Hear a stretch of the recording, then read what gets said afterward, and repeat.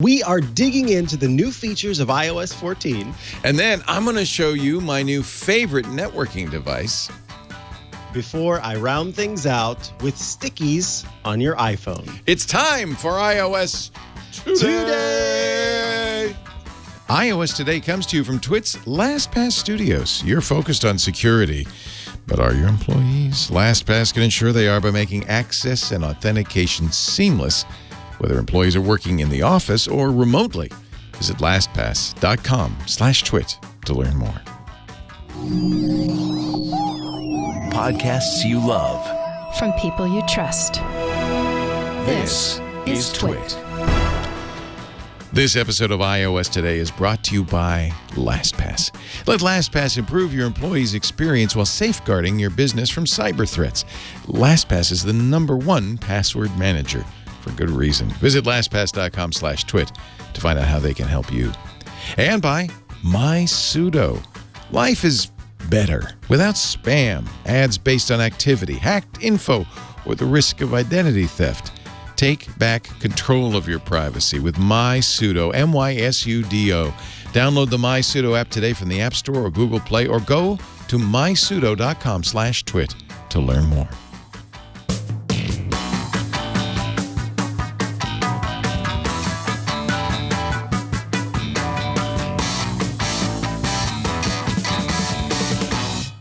Hello, Leo Laporte. Hello, Mikey. Sargent. How are you? Look the wrong way. I'm doing well. Thank you so much. Oh, wow. How It's about like you? we're almost in the same room together. Sigh. Oh, your clock looks good. The time is accurate. Yes, I've been putting it in the window at night. Very proud. They say put a candle in the window. I put a clock in the window.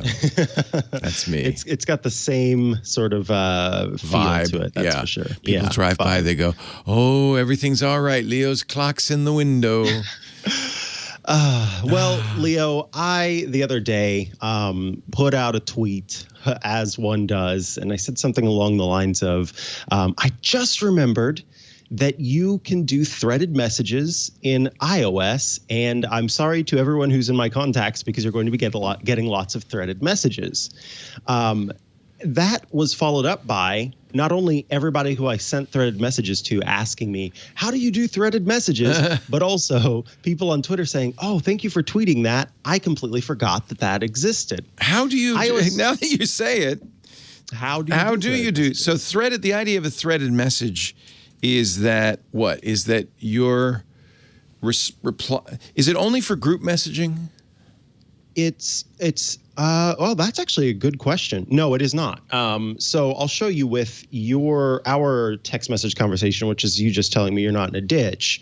The way that you send a reply is the same way that you would select multiple messages to delete or to forward. Yeah. So you simply tap and hold down on a message, and then there is a copy button, a more button, and at the top is a reply button. So I tap the reply button, and a new screen pops up that is, it sort of has a translucent background with just that message at the forefront, and the text I'm trying changes. to follow along. Okay. Sorry. Okay. So let's start over from the get-go. Find a message that you want to reply to, and then tap and hold down on that message. Oh, then it says reply. Then you can choose reply. Oh. And then I can say, you should get this, exclamation point, and I send it. And now that Mikah just screen sent me will show. something. Okay. And look at these funky little lines that pop up. I see the funky left little side. lines. So let me try it back at you. So you just sent me, you should get to see the funky little line. And this becomes like a thought bubble. So I should press and hold that and reply to that. I should. Now, why would one use threaded messages? So now, is that a threaded message? Yes, and you can see on mine now that it it shows has to up be on yours that you as see being that. threaded. So it's part of that block. Yes. That's now, that great here's line. why one would want to use threaded messages. So I think about the thing that you said, it made sense, is this only available in group chats? Because that's one of the best places to use this. Because then you're responding to an individual as opposed to the whole group. Correct. Yeah. I think of, you come back to the group chat later in the day and there have been so many conversations you're reading through and you want to respond to things exactly based on what was said at the time. But even in a conversation with one single person, I think about, so during the day, I might be doing shows and my partner is sending messages occasionally whenever he's, taking his lunch break or something like that. I might not get back to those messages until later in the day. Normally what I do is write out like, oh, in response to this, I say this. In response to this, I say this. But to be able to do threaded messages, even with one other person, I can hit all of those points and be able to get to all of them. So it's a handy way to have that conversation specific to the different things that are taking place. I do want to answer a question, just sort of circumvent, that's not the word I'm looking for, preempt the question, because it is a question that I got.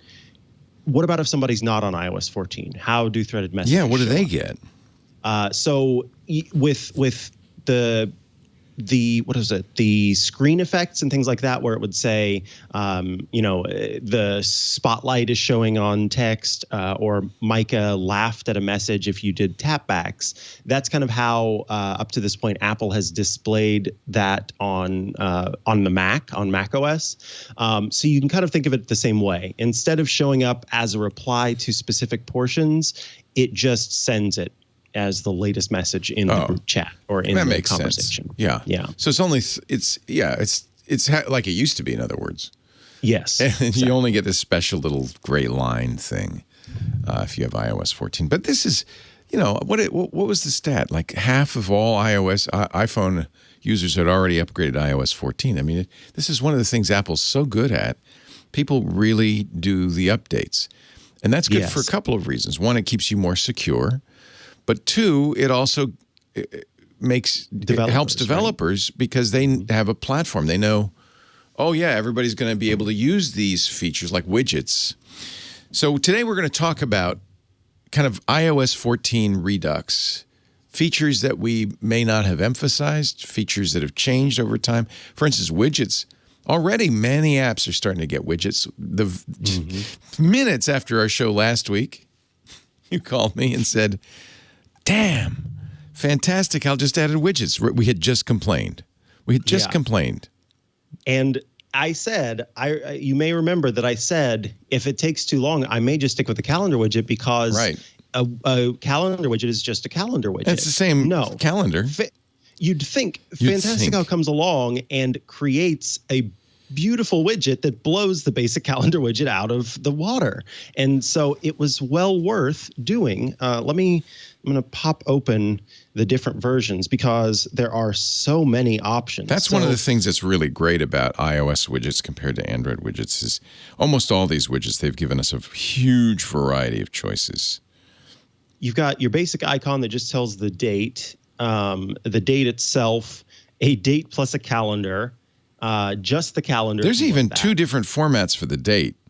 So so they really went crazy on this. So many choices. Yeah. 2 calendars, just an event, a larger event, a small event list, a large event list, a huge event list, and then my favorite, which is event list plus calendar.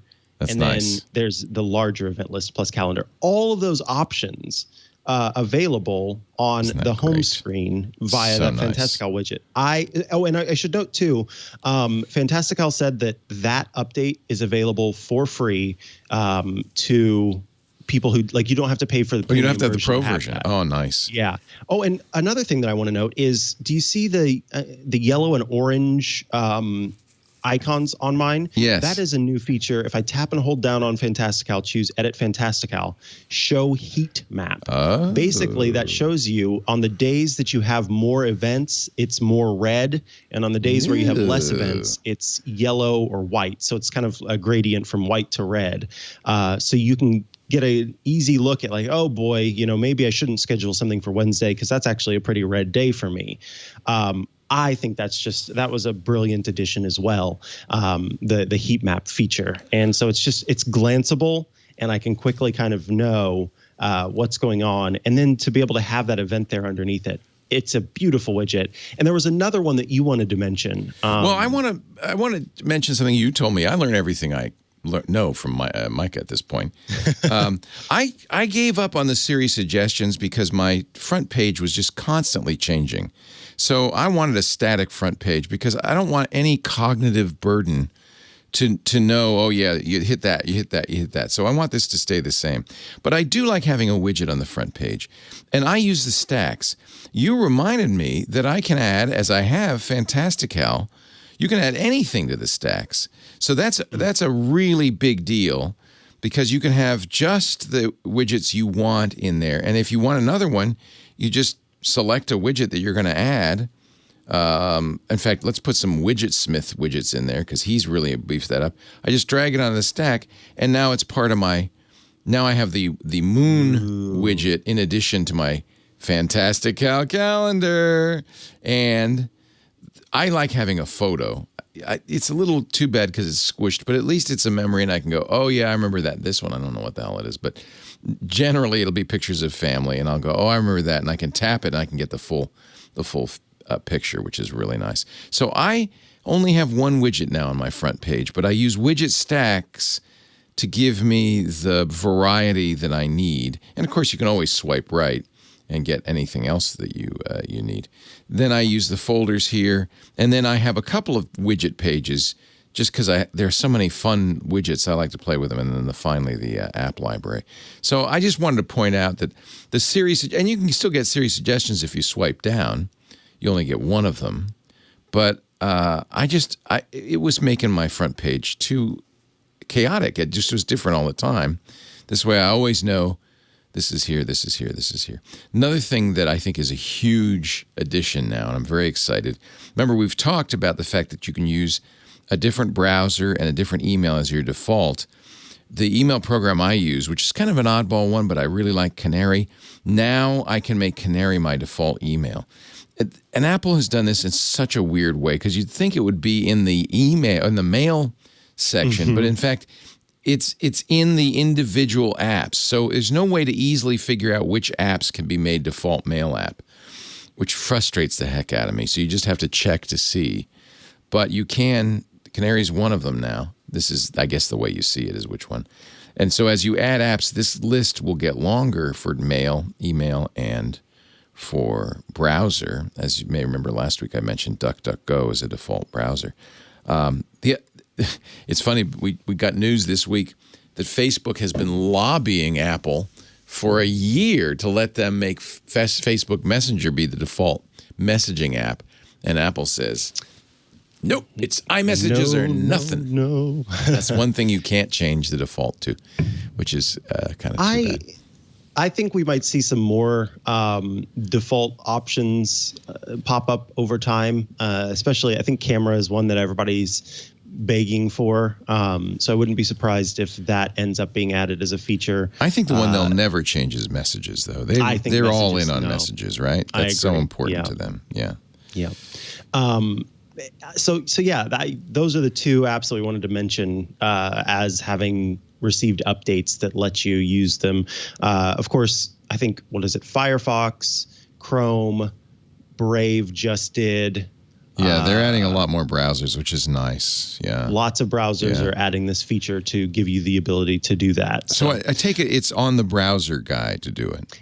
Yeah, so a browser has to basically add I can't think of the term now. I just lost it, but yeah, exactly. Intent, to be able to be selected as the default browser. So it's a little bit of code, but you're going to hear the word intent a lot when you talk about both iOS and Android. It's an important kind of facility in mobile devices because when you have a mobile app, it doesn't get permission to do everything, and you wouldn't want it to. Right? That's why you get those granular permissions. So before an app can say, no, I want to do this, I want to do that, it has to establish in the app's code the intent to say access photos or to access the phone, and that intent then signals the operating system, which will then query you and say, this do you want to allow this? And so this is Android does it too. So I think this is a very important part in mobile operating systems. This notion that apps are going to request certain permissions, and they kind of declare at the beginning of the app, these are the permissions or intents that we want. We intend to be doing this to let the operating system know. So that's one of the intents, yeah. So let's talk about one of the newest features, and one that Apple kind of heavily pushed, but it's one that I'm kind of, I don't know, not poo-pooey, but close to poo-pooey about. Well, it hasn't changed my life or yours, yes, obviously. That's a perfect way to put it. It's App Library. So App Library is a new way of thinking about organizing apps. Instead of having, a home screen with multiple home screens of folders, instead you store your apps in the a back. Library. Way in the back. Yes, exactly. It's way in the back. That's why it's not that obvious or useful, but that's where it should be. You wouldn't want it in the front. Exactly. My main screen here, a screen for widgets, and then if I swipe over again, I get to the app library. This essentially automatically organizes your apps according to category, so you don't have to, and then also gives you a way to kind of access the most recent apps that you have and then search for apps. So for anyone who's used Android or, has switched from Android or is still on Android and maybe rocks Android and iOS devices, tapping on that app library at the top brings up a screen that would be familiar to you. It's your apps listed alphabetically. So you could easily find the app that you're looking for, or you can just search in the top. But the app library is really about this categories feature. But the thing with the categories feature is I find it kind of difficult because the three in the left, so to speak, I don't know how else to put that, sort of the three icons that are on the top and left sides are immediately tappable. But if you tap in the bottom right-hand corner when there are 4 apps up, then it will actually bring up a screen for you. So it's kind of confusing whether you end up tapping on that. App. Show me. So you're going to... So I'll show you first. Let's say I wanted to, so suggestions is in the top left. Yeah. I would think that tapping on that, it would make it like a folder. I could tap somewhere on that screen and it would show me a bunch of suggestions. No. But if I tap anywhere, it will actually just launch an app. Right. But if I have a folder or a category here that has 4 small icons in the bottom right-hand corner, if I tap in the bottom right-hand corner, that will launch a new screen. But if I tap on any of the bigger icons, it will launch that app. So I'm going to tap in the bottom right-hand corner on this one on the right, and you see that it pulls up the recently added. That's why it's got those 4 to kind of indicate, it's like almost an ellipsis, and the rest of the apps precisely. Is what those 4 mean.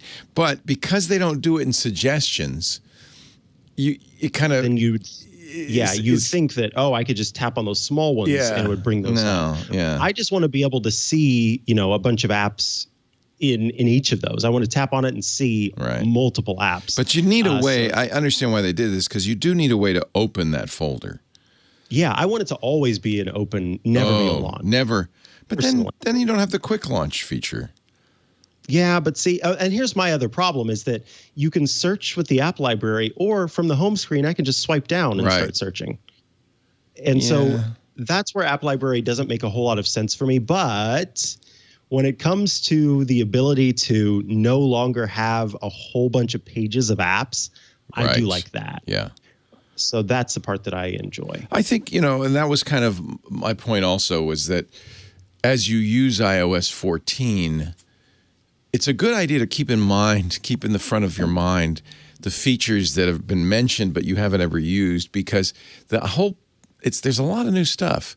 The whole idea here is to keep looking at, trying it till you see what you like and what you want to use, and put that in the foreground, and the rest of it can forget. And I think more than any release of iOS in a long time, maybe since iOS 7, this release has a ton of new features. It's very easy to forget.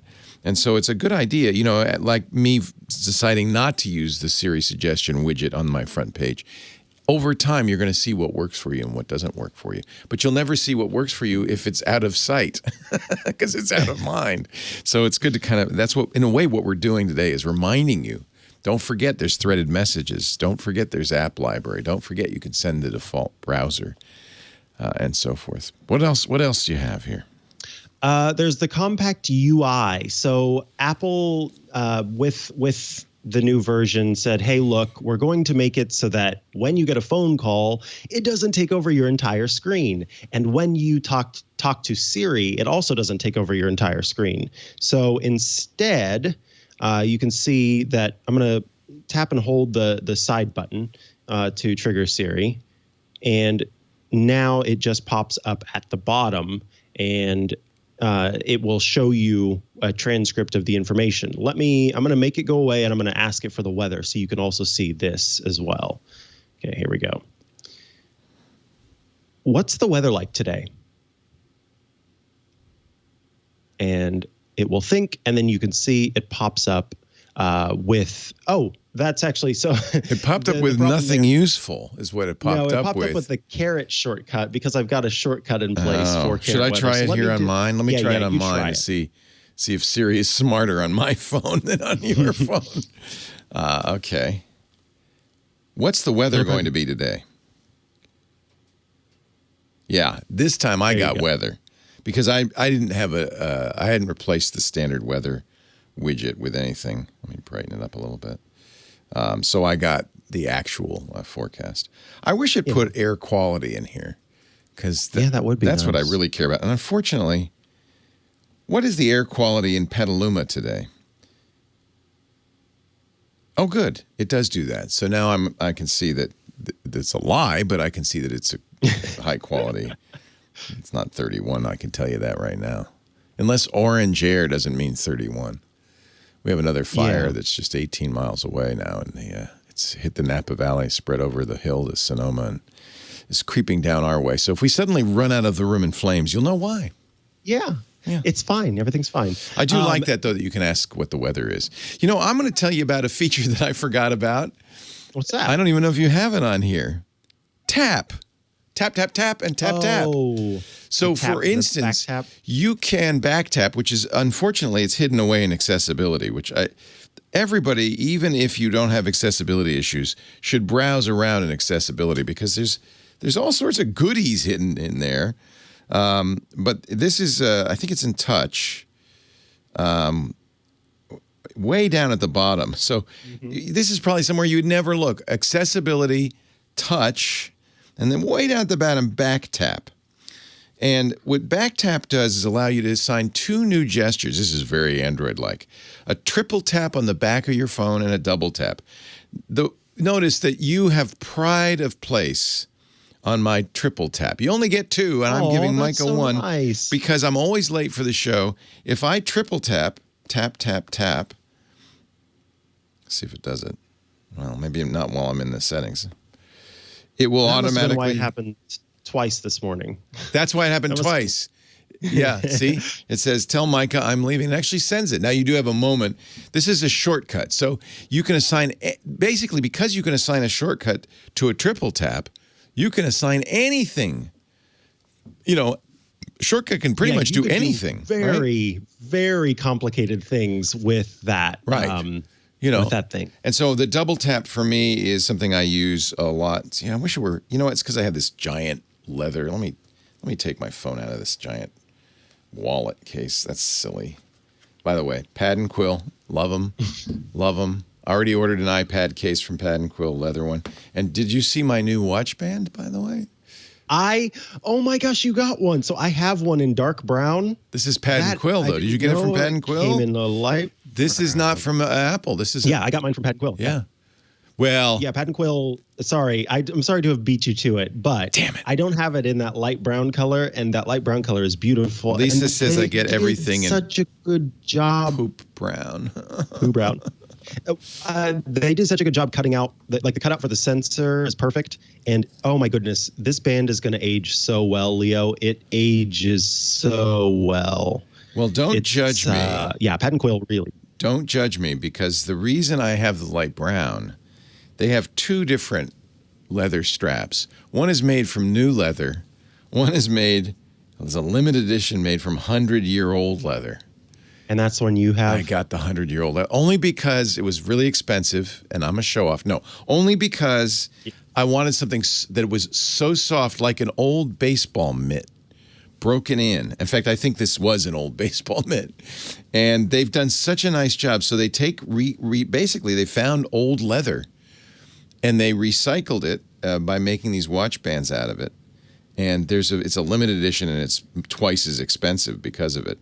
But I wanted something soft, because I've worn leather bands before, and they're not soft. Like this wallet is newer leather. It's going to take a while. I have to condition it all the time. It's going to take a while. My mom's going to inherit it probably, because I'm going to give, the iPhone 12 is going to come out, and I'm going to have to give it to. So anyway, let's try the double tap again. I don't know. I didn't realize that they made a leather balm. Oh, I got the leather balm, baby. I'm going to have to get that. I'm always balm. rubbing leather balm on my stuff. I should have brought the leather balm in. I have the cafe cuff. Is that what it's called? Yes, it is a cafe cuff. But if you look, they have a cafe cuff with new leather and a cafe cuff. You got with the 80-year Lowry cuff. It's the Lowry. It's I'm stupid. I don't know what is wrong with me. It's because I'm in pandemic and I don't have anything. You're bored. I don't have anything to do. So let me try my double tap again. Now that I have the phone caseless. So double tap. See, it works a lot faster and easier. So I'm using is that it's too sensitive. I try. See, mine. And by the way, you can change the sensitivity if you go into accessibility. I think you can. Maybe not. Oh, I guess you can't. Can you? Anyway, you could see all of the different shortcuts. But the key is that you could do this with anything. So I'm using, as you know, drafts as my kind of all-in-one catch-all. I'm always looking for ways to quickly save a thought or an idea or just something to do. And so now I double tap, and I can remind me to tell Mikah his hair is out of place. Oh, and no. And then I can save that. And that'll be saved to my drafts, which, as I've showed you before, can be processed. So those are my two taps. One is triple tap, tell Mikah I'm leaving, which you now are going to get for the fourth time today. And then the other one is the double tap. But that's something I think it's like another one of those things that they talked about, they mentioned, but it probably went right out of your mind. I think that's incredibly useful. And so you find yours is always doing it.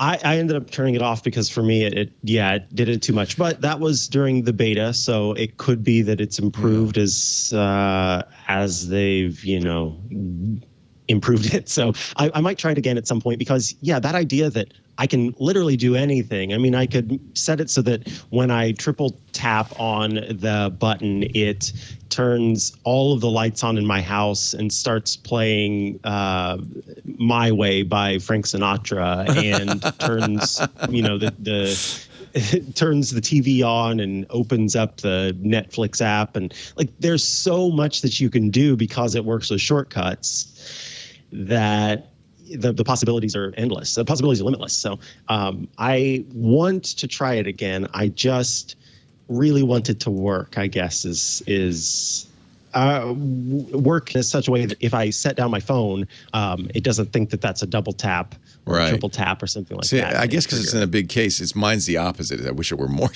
sensitive. Yeah, that's probably. They should have. Why. I thought they had a sensitivity button, but they don't. They should have a sensitivity button.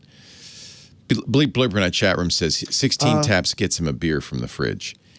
They should have quadruple, sextuple. They should have octuple tap. 1, 2, 3, 4, 5, 6, 7, 8. I guess they can't, because now I'm sending you another message that I'm leaving. I think it's 3 or more. It only counts to 3. So if you just tap it a bunch of times, it'll do the 3 tap, the triple tap. What else you got? So up next, there's a message I want to get rid of. One sec here. Okay. So Another thing is just let's talk about messages in general, because there are multiple changes to messages. Of changes, yeah. The first thing you can see up at the top here are these circles. Yeah. Those are called pinned messages. Really like that or pinned feature. Conversations. Yeah. So for the people with whom you speak the most, you can have them up at the top. And notice, by the way, my mom has been texting me, right? So it had a little thing up at the top with a little thought bubble on her picture, which I love that feature. I know, isn't that nice? Yeah. You can see kind of what the person has said most recently. Although I should point out, it's confusing because if that's happening, it won't show up on their message, like their messages don't show up down here, right? Right. So if you don't remember to look at the message on the head, you'll say I didn't get a message, but in fact, so if you pin, you got to make sure to remember that, and you get something from them, it'll show up as a little thought bubble, as opposed to down in the normal scrolling area. Yeah, easy to forget. Yeah, that's another one of those. If you don't use it all the time, you forget. The other thing is mentions. So in settings, you can say, notify me when I am mentioned. That's really great for group chats. If you have a group conversation going and you don't want to get alerts for every single message, but you do want to know whenever it is your turn, or like when someone's speaking to you. And Apple says there are two ways to trigger this. You can either start to type out the person's name until the text. I don't think that I can do it in a single person's. Oh yeah, it looks like I can. So you can start to type out the person's name as they are listed in your contacts, and you see that it turned like light gray here. Yeah. If I tap on that, I can select you, and then it turns blue. And then when I send it, it will actually send it as a mention. And if you have the setting turned on to be notified of mentions, then you will get it. So I guess it's on by default. So yeah, it must be, huh? Yeah, so that's kind of interesting. Yeah. So yeah, that lets you, like I said, it's a great way. I use this on, so Messages for macOS has had this for a long time, even before Messages kind of came around. Whenever the Messages app was iChat, and it was a place to kind of have all your centralized instant messaging platforms. So it I don't know if you have to have it turned on to get the notification. I got the notification. I think that's just a notification, because I'm trying to type your name. And it's and long pressing and all that. I don't get that. It doesn't. So what you need to do is, if you don't get it whenever you're just typing in the name, start with the @ sign. Oh, okay. Good luck finding that. Okay. And see if it changes. No, see, I think I have to turn it on. So you're going to get the notification no matter what, because that's just a standard notification. But if you want this feature, that actual mention feature. Yeah, I'm going to have to go into messages settings. Okay, let me turn that on. That's good. And see? I said, we're learning. We're learning. It's especially helpful in group messages. The other thing that you can do I don't have any friends, so I don't really need this. But my family group message up at the top here, instead of just being called Fam Chat and having the photos of all the people in the group message, I was actually able to choose a custom photo. So I could go into that, and let me see if I can make a change here. So I can change the name in the photo here to any of these icons that I wanted. I could make it an emoji if I wanted to. I could take a photo and make that the one. I can get rid of the family chat photo that I've chosen. So name is already a standard thing that you could do in group messages before, but this new photo option is what's been added that lets you make that choice. So it's just a nice way to quickly see in your messages which group chat you're looking for.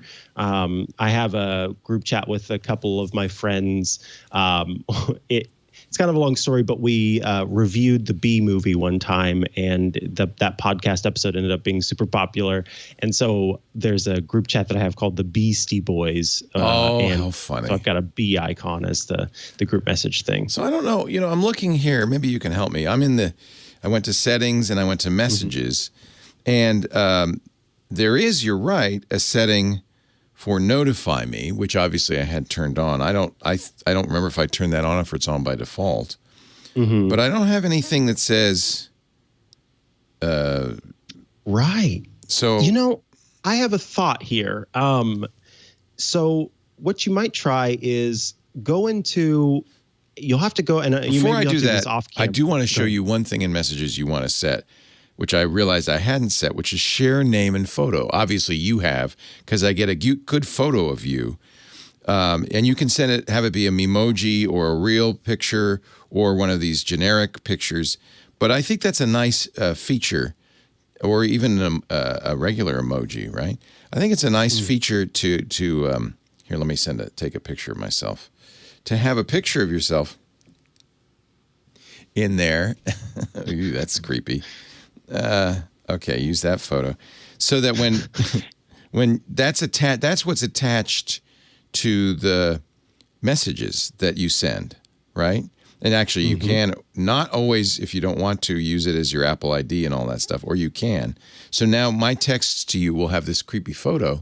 So go ahead and send me a text message. Okay, I'll show. Because this is what puzzles me is for some reason. So you're saying if I just start typing your name or maybe use the @ sign, it should. Well, I do want to do a test. It should turn blue, right? Oh, there it did. Oh, there I you had go. to finish it. Okay, now that's your head there, right? And it did that weird effect. And I'm going to say, yo, because that's all I ever say to my friends. And now you're going to get a notification from Leo that'll say. And not only did I get a notification saying that you mentioned me, but up in the top it says there's a new contact photo available. So that will update. You have the choice to. You can either update it if you'd like or leave it. But it will not change it unless you choose to on your individual device. So the first time you send a message after you've updated your iMessage contact and photo, that's whenever it goes out to people. I'm going to keep mine, though, because you took that photo. That's my current one, my first time in the studio. So I've got to leave that one. So. Actually, yours, when I look at you, is you're wearing a mask. Yes. No, I meant, so what I'm saying is the one that I have for you. Oh, is of me in the studio. I get it. Yeah, you in the studio. Well, you might like my new one. I just made a special Memoji just for you. Oh, it's winking. It's a winking Memoji.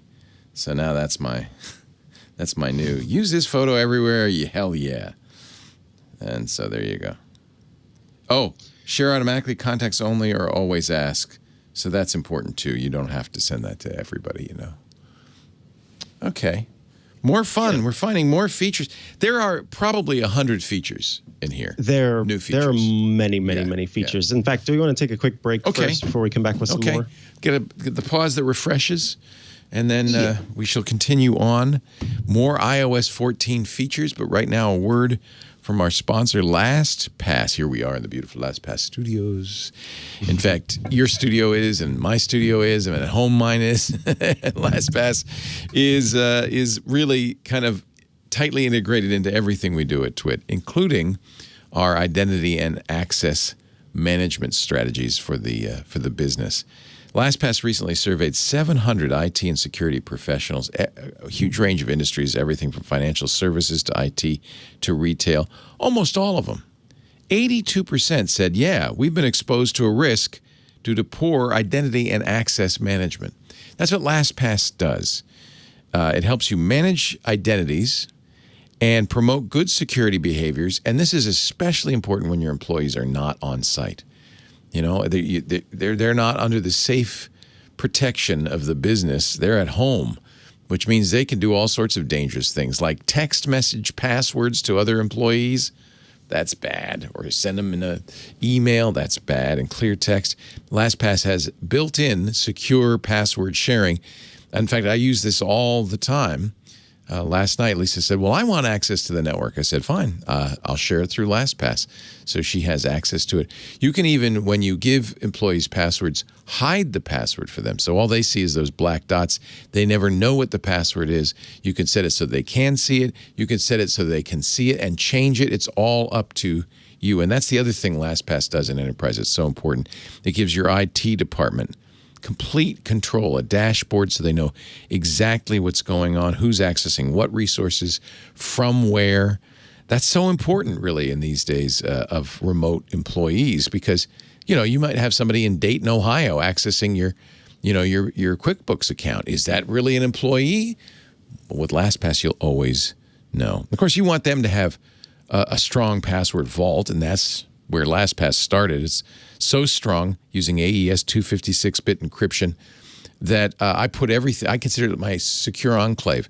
I put my passports, my driver's license, my business license. Everything I need is in LastPass. So that way it's on every device. But here's the important thing. It's never decrypted anywhere but on your device. And your master password is never transmitted to LastPass. One of the tips I have is turn up your PBKDF2 to 100,000 or more iterations. That makes it virtually impossible to brute force your password. They use SHA-256 and salted hashes. They do everything. Steve Gibson vetted them, looked at all the code. He said, yeah, they do everything right. They do everything right. And so you can trust LastPass to protect your privacy. They never get the password. Data is never decrypted anywhere but on your devices. And by the way, every device you have, every browser you have, LastPass is there. So, it's the first thing I install when I have a new phone. First thing I put on the new Galaxy Fold, I put LastPass on there because that helps me log into everything else. Now with LastPass Enterprise, they have single sign-on. Employees love that. That's where you just, you get a pop-up on your phone that says, is this you? And you say yes.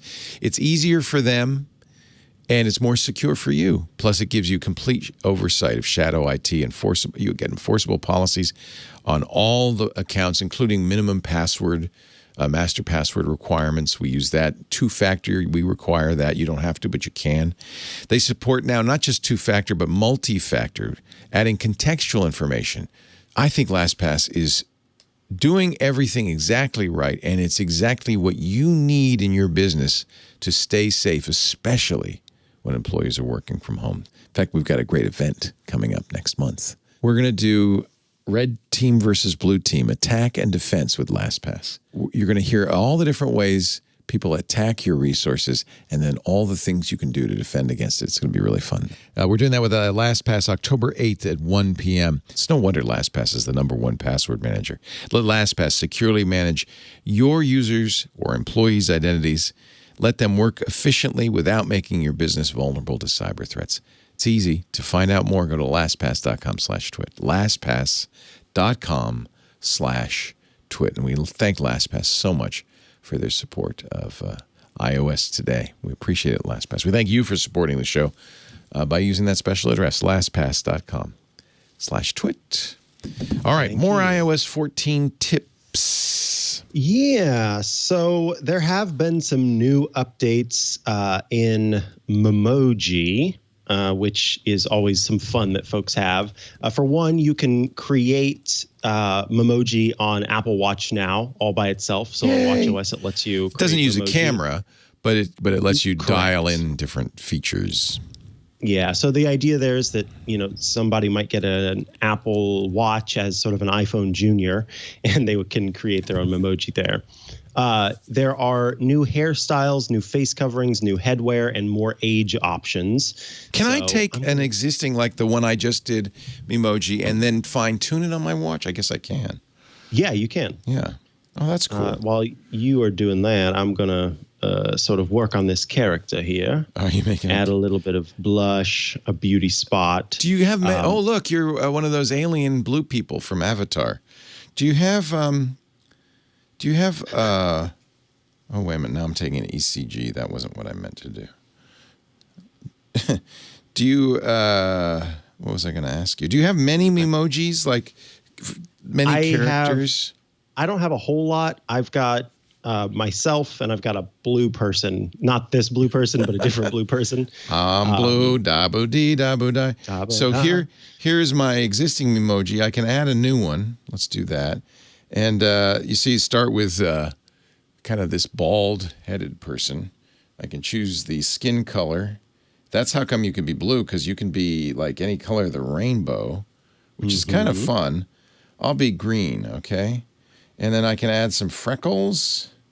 Shrek. And I'm going to be Shrek. I should make my cheeks really big if I'm going to be Shrek. These things aren't. Oh, I see. It's rouge, not size. Okay. But see, that's weird because now this is color. I don't understand. This is color, and this is color. I don't get that, but that's okay. Apple, you know what you're doing. I think if you're a green person, your cheeks should be blue, right? Absolutely. Okay. I can add a beauty spot. This is the strangest one. The blue beauty spot that can go in a variety of places.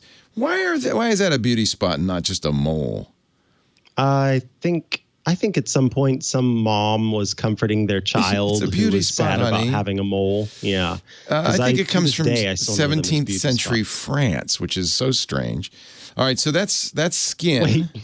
Now I can do. Is that accurate? Or Yeah. are you just making Yeah. it up? No. You've seen all those, Louis the whatever. Oh yeah, the little. Then they have those beauty spots, which But they would somebody actually at some apply. point had to decide. I guess probably there was a king or a queen who was flawed, so to speak, by having a beauty mark, and so they were like, That's why "No, that is my beauty spot." That's why Castilians lisp. Because the really? king lisped. Yeah. Oh, that's which hair should I do? How come they don't have There's so boy many hair? new hair options. There's a lot of hair. Oh, there's some boy hair. Oh, should I have cornrows? That'd be kind of fun. There was Megan's hair. Let's see. Wow. Oh, yeah, I'm going to do that. I'm going to be a vegetable. I'm going to be like the ho. Oh, yes, I love it. Green giant. Should I go red or should I go green? Green giant had green hair, but I think red's kind of cool. Red looks cool. And then I can have highlights. Look at that. Look at I've that. got white highlights in this character.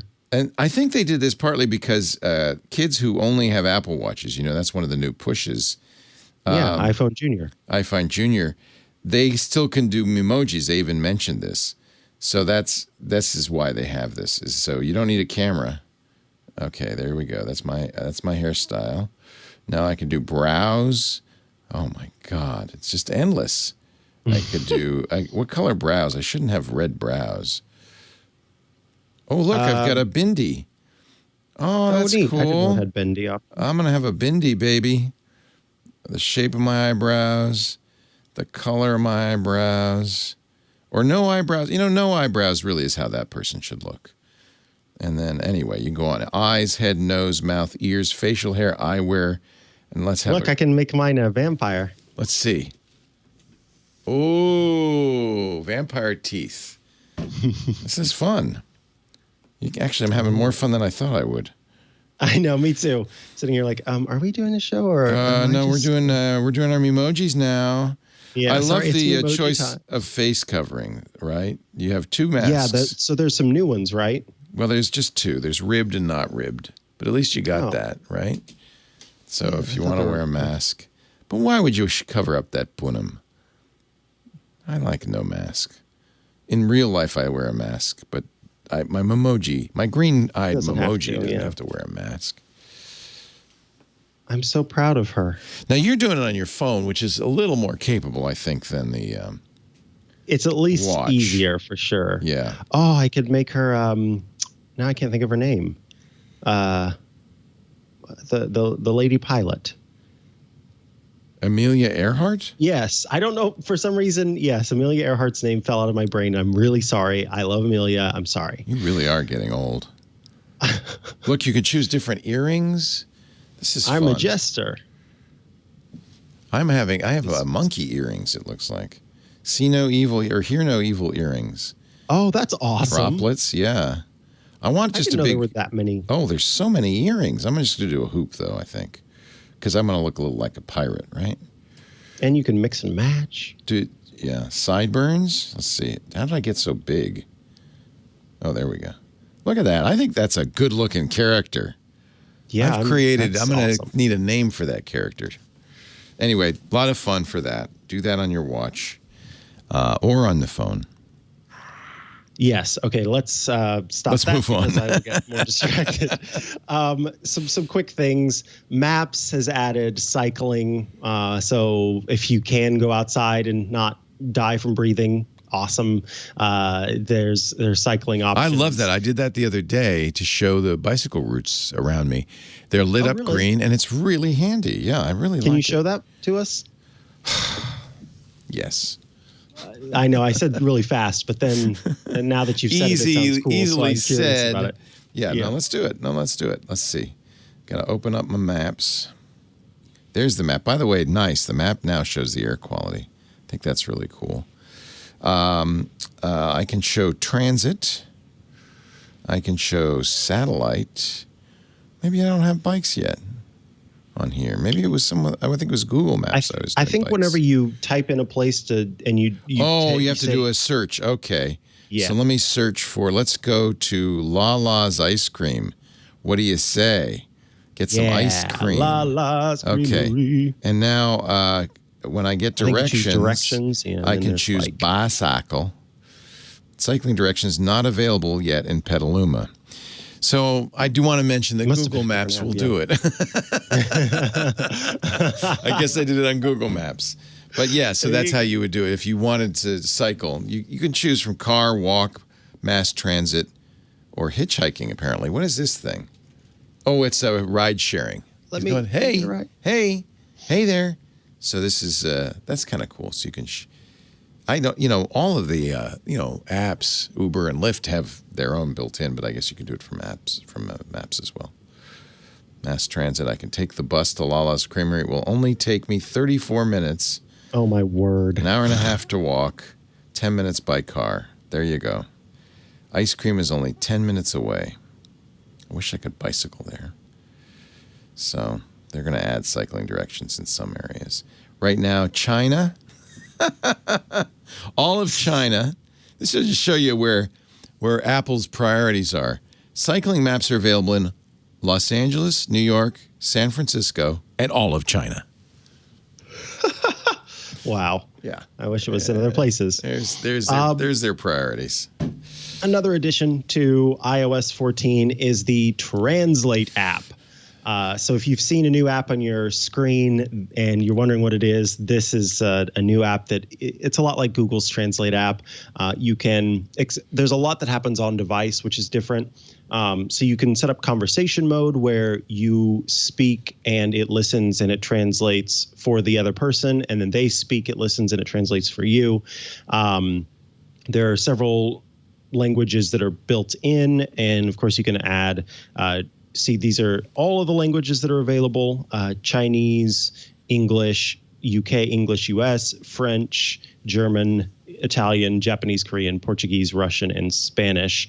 And then there are several of those languages which are available offline, where you just need to download the language package, and you will be able to do that without having to have access to the internet. And then with automatic detection, it will listen to the conversation that's taking place and try and guess what the language is. So let me try something here. So there are plenty of apps that do this, but the fact that it's built into the operating system is kind of neat. Hola, ¿cómo estás? It even got it right. Now is it going to translate it? Hello.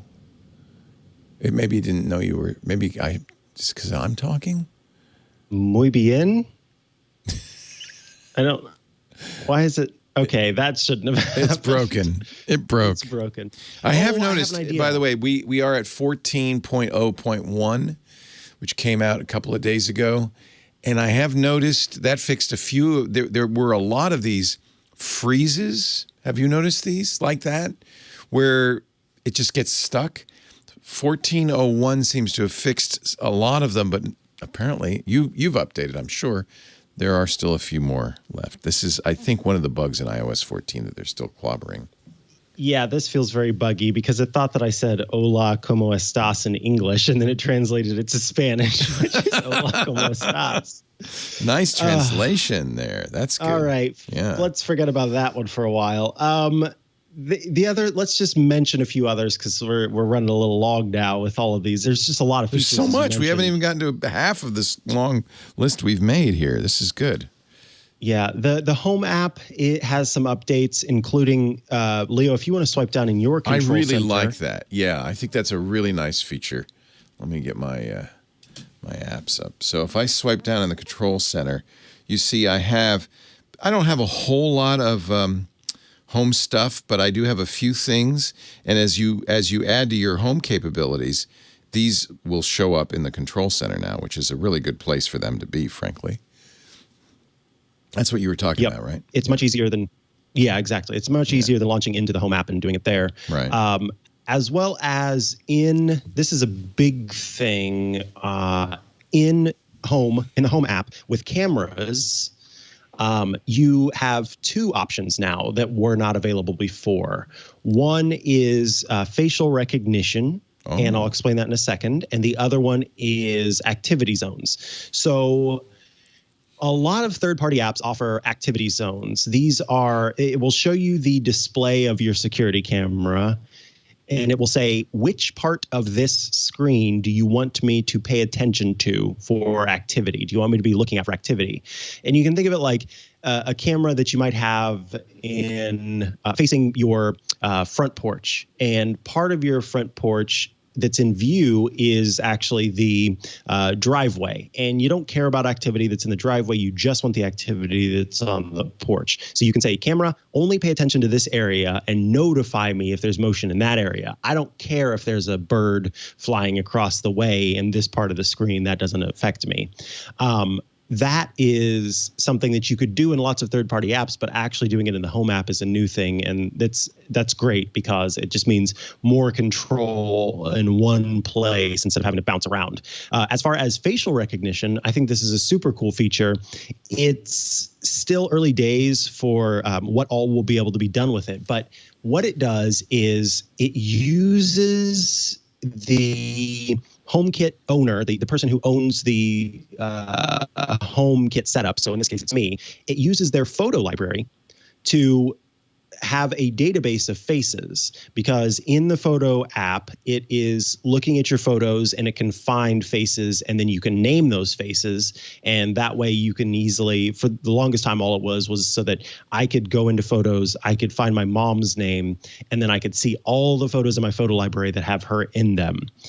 It is using that facial recognition information within the Home app to actually determine when someone who matches that facial profile walks into screen on a camera. Wow. Which is, right, that's super cool. Especially since it's not in a cloud database. It's on the phone, right? Yes. So this happens on local, private. It's private local devices. Yeah. So, I mean, my Nest will do that, but you're basically giving Google face recognition information for everybody in your house. Yeah. And so I think this is a super cool feature, and it lets you, so when you add people to your home, I can see my videos getting bad. Yeah. I'll finish this then. When you add people to your home, you can share, without actually sharing your photo library, you can sort of share the facial recognition data with them in such a way that they can also get notifications that say, Sebastian has entered the home, or, Ty has entered the home. That way, what I think is going to end up happening is that there's going to be some more automations where I can say, when you see me walk into the door, I want you to do this in the house. But if it's Sebastian that walks into the living room, then, he would want his television and light set up a different way. So there are lots of automation capabilities that are going to be coming thanks to these new features with the Home app. Cool. I guess the only other thing I'll mention is app clips. There are it's basically a way to use features of an app without having to download an app. One of the main things that they showed off, and one of the things I'm most excited about, is you go to a city that does pay by phone for parking spots, and you'd have to download that parking app in order to pay for the cellular, or not for the cellular service, but for the parking spot.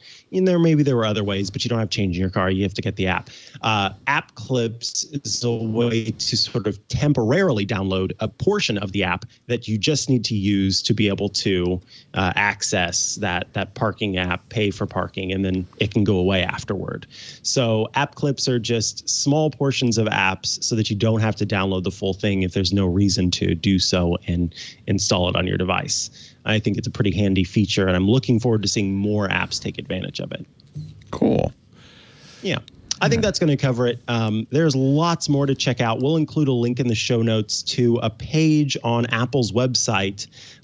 It's apple.com/iOS 14 features that has all the new features that are available in iOS 14. So you can kind of get the whole summary. But it's very exciting stuff, and lots of stuff.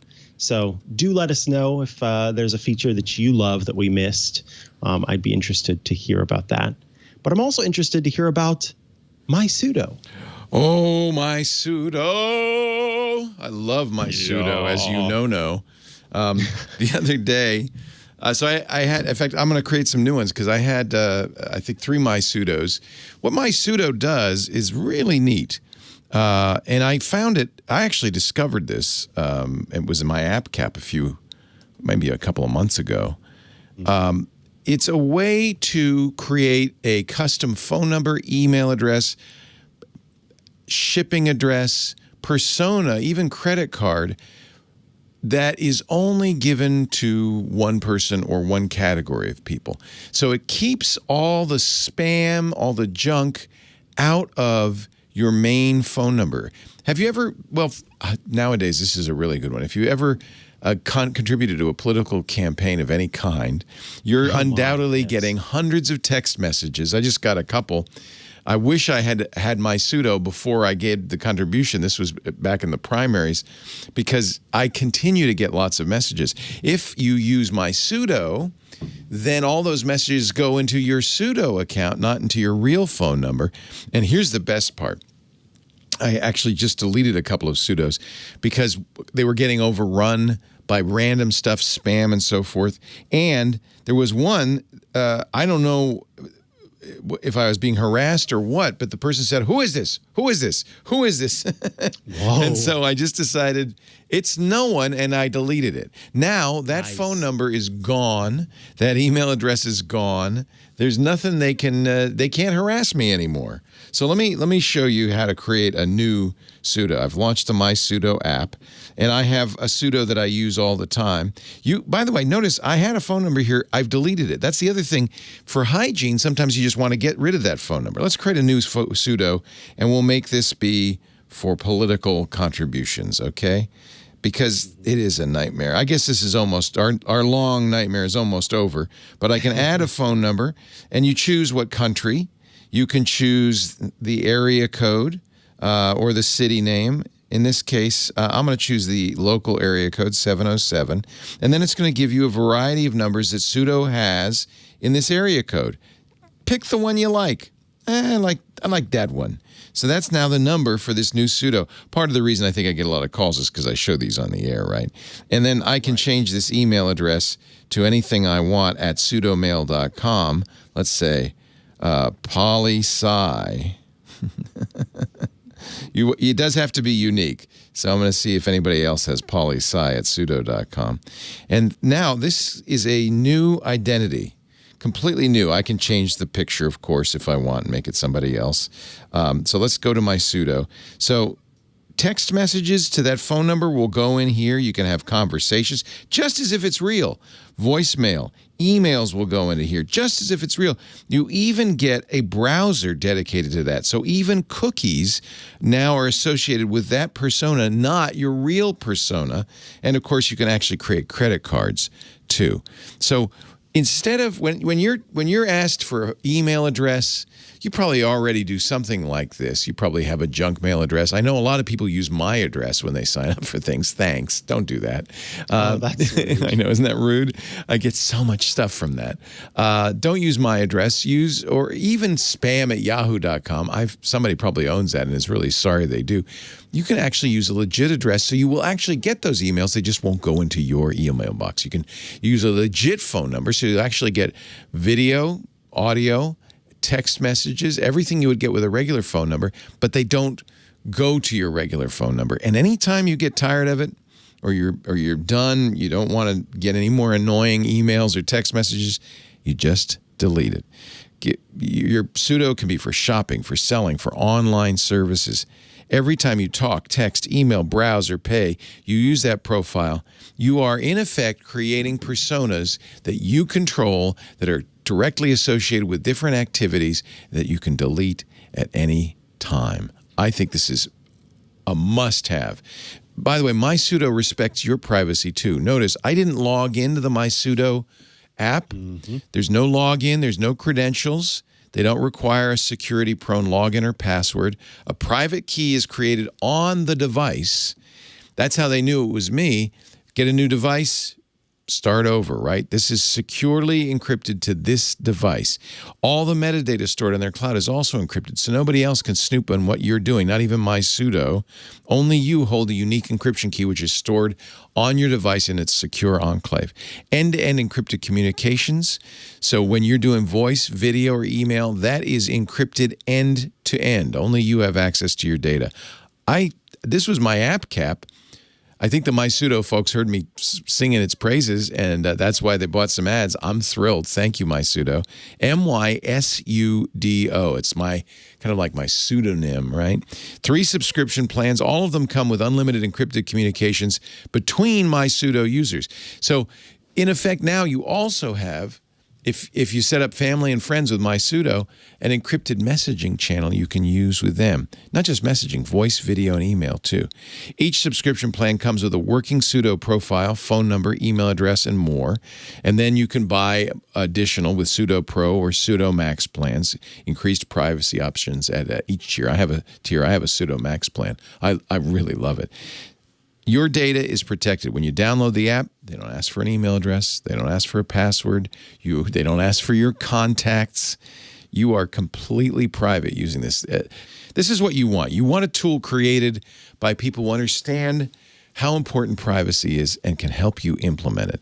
That's who these guys are. They're not in it to take your information. They're not in it to sell your information. They're in it to help you be private. And that's why there's a small fee, because that's the only way they make money. But it's not expensive, and it really is a lifesaver. It's the only all-in-one privacy app that does all of the above. So if you've ever been hacked or tracked or had identity theft or scammed or spammed or just tired of those text messages saying, give us money, the MySudo app mitigates all of those risks, the ones we're all facing these days on the public internet. This is something I've actually been talking about for a long time. Neil Stephenson mentioned something like this in his most recent novel, The Fall, the notion that people might create different personas that they present to the world depending on the situation. That's what MySudo is. Just download it and play with it. You'll see what it does, and I think you'll be really impressed. You can get it on the App Store. It's also available on Android from Google Play Store. And if you want to know more, go to MySudo, MySudo.com/twit. Read the privacy policy. Read all about it. I think you'll understand why I was so bullish about it when I discovered this thing. Privacy fanatics have created the ultimate tool in keeping your information personal and private. MySudo, MySudo.com/twit. Download the app, play with it. I think you'll be very, very impressed. And we thank MySudo for supporting iOS today. We really appreciate it. We appreciate it. And for the app, it was such a like burden off my shoulders. I kept getting this text message. Who are you? I think I know who you are. On this MySudo account I had created, I think it was the one I was using. I can't remember what I was using it for. But I just said, I don't want to get these messages anymore. I deleted the phone number. Bye-bye. That's so nice. Bye-bye. That is so nice. Never heard from that It's so much person harder again. to do with with your actual number. When you use your real personality, your real information to sign up for something, you are signing up for a lifetime of hassle and annoyance. You don't need that. No one needs that. mysudo.com/twit.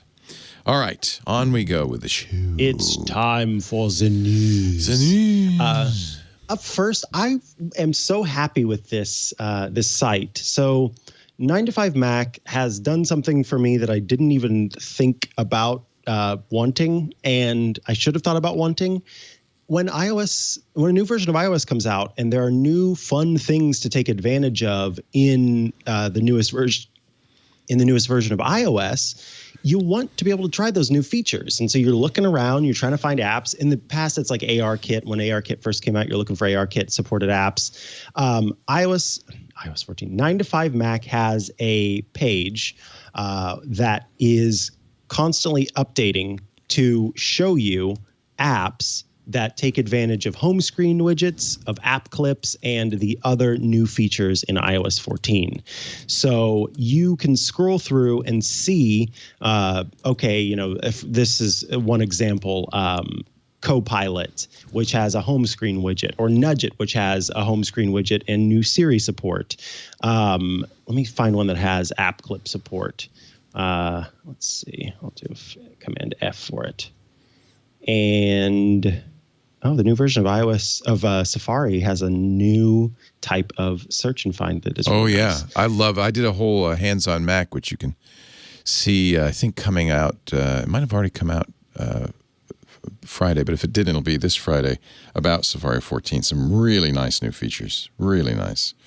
Sweet. Yeah. Waterminder, which is an app that I use a lot. It has an app clip. It also has new Apple Watch complications and home screen widgets. So, yeah, if you are looking for some apps, Picture-in-Picture in Rise, which is a sleep tracking app, if you're looking for apps that you can use to find out like how all of these new features work, head to this page from 9to5Mac that we'll link in the show notes so that you can just scroll through, and they've got them categorized according to like finance and other categories. So I think this is great. It's just a nice way to see some of the new features that are available. And normally, you'd have to be digging through the App Store. In the past, I can remember typing in searches on the App Store to find new features, but it didn't always pop up with those because it depends on how the metadata is set. All right, next is the New York Times has a new article out.